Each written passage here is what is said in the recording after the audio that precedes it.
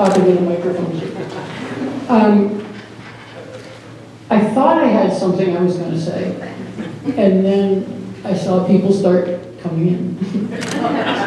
And your frickin' didn't stop. So I may ramble a tiny bit. But before I say some of the remarks that I really want to say, I want to be a little more clear about Pammy's medical condition. This is what transpired. For like game after game after game, I'm on the sideline, Pammy's playing. Pammy, Pammy, hey, Pam, Pammy. Nada. I'm gonna have a stroke. I'm standing there, I'm yelling, nothing. So before a game, I call her over. Pam, I know that you're just not hearing me. She was, Coach, well, I said, and I understand that. So I think I've got a solution. I'm going to say your name once, and if you don't hear me, I'm going to send a sub for you, and then I'll tell you what I want. She said, Coach, my hearing just improved.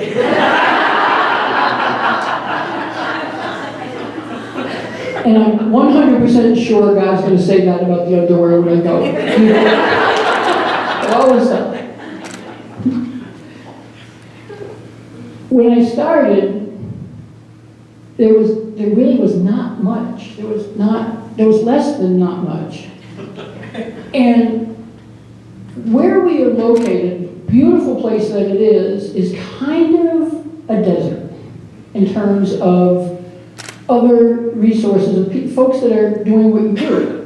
There's UVM, which, by the way, because Ed Markey had co-sponsored the NCAA legislation to have the NCAA do championships for women. Because Ed Markey sponsored that, there were teams in New England who would not play us in sports.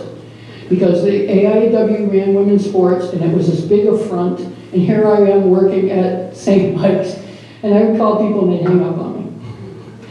And so the folks at UVM, that wasn't as big an issue as the fact that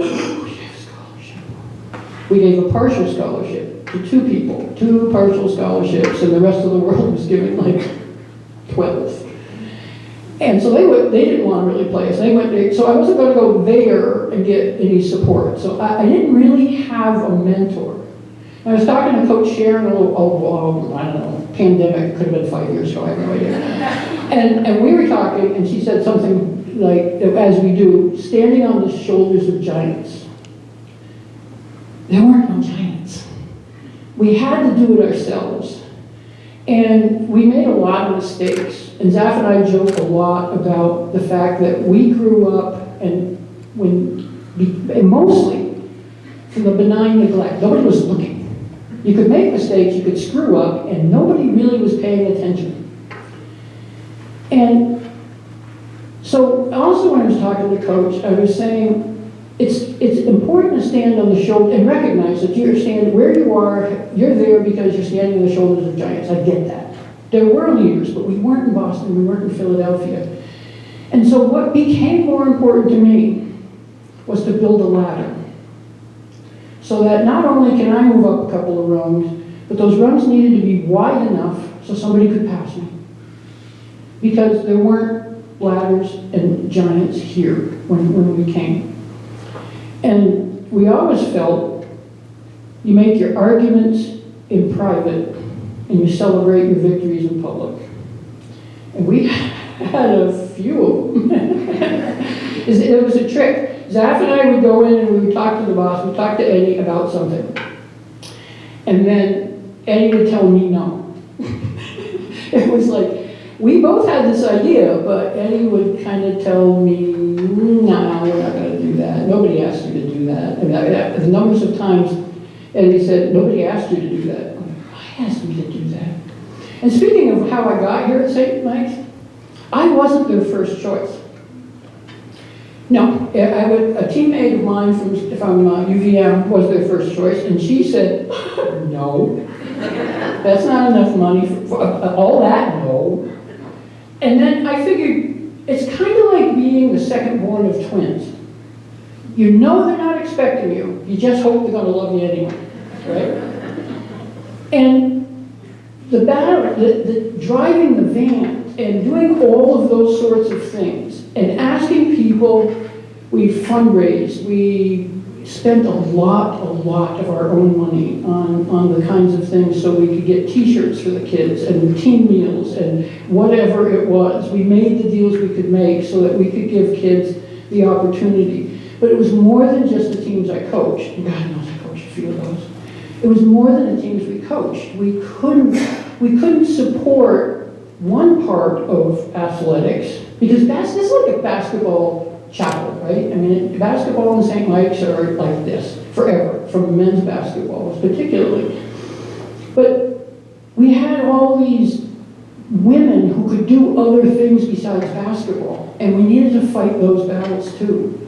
And we got places, which was really, really good. And more importantly, I think we encouraged people to go and do the kinds of things that they wanted to do and be successful because we believed in the kind of education we were going to get at St. Mike's. Not just in this building, but everywhere. With a school that takes to heart its commitment, its obligation to care. And that was why it was so easy to say no to all those other places where I could have gone and just coached basketball. It was so easy to say no and stay home. You know, while I quote him all the time, but Emerson says that the goal, the object of life is not to be happy. It is to be useful. It is to be honorable. It is to be competent and compassionate. And to have it make some difference that you have lived and lived well. And that's what we try to instill in our folks and the people around us. We committed to hiring women to coach women. We committed to fighting the battle every day to stop calling us girls, to fight the battle every day to not be basketball and women's basketball. And then they changed it to varsity basketball and women's basketball. Oh, you know, my mother always told me that I was not smart enough to hold a grudge.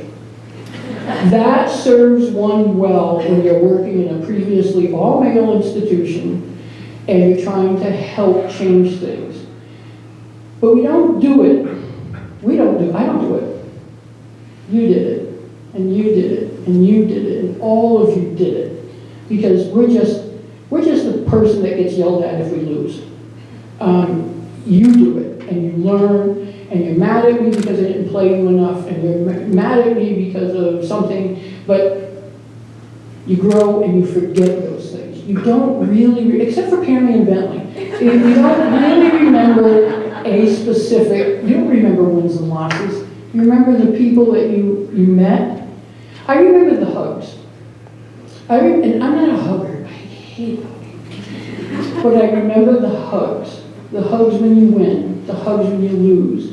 The hugs when someone you love and you love all of them. When they lose someone in their family unexpectedly or expectedly. When they lose a job. When their parents don't understand them. The hugs that you hug people so hard that you hope their broken heart will go back together again. And you hope, just hope, they will remember some of that. Now, Thomas Jefferson said, I find as I grow older that I love those most whom I loved first. Sorry, Thomas. I find as I grow older, I love those most who love me back. Thank you, St. Michael's, for loving me back.